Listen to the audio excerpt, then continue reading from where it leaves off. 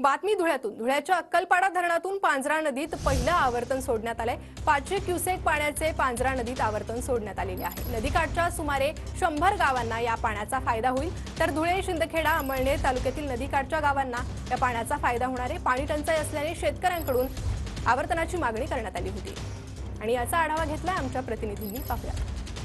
जिल्ह्यात पाणी टंचाईचं संकट आहे आणि पाणी नसल्यामुळे अनेक भागामधल्या शेतकरी हे संकटात सापडले।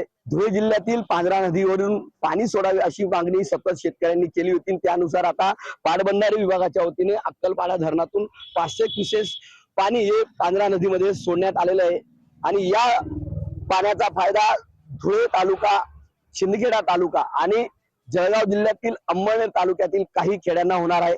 नदीकाठच्या गावांना भीषण पाणी टंचाई निर्माण झाली होती। त्याचबरोबर जनावरांच्या पाण्याचा प्रश्न आणि पिण्याच्या पाण्याचा प्रश्न गंभीर झाला होता। त्यामुळे शासनाने कडे या सर्व शेतकऱ्यांनी पाणी सोडायची मागणी केली होती। आता हे पाणी सोडल्यामुळे आता या ज्या पांझरा नदीच्या जे गाव आहेत या गावांना या पाण्यामुळे फायदा होणार आहे, त्यांच्या जनावरांना फायदा होणार आहे।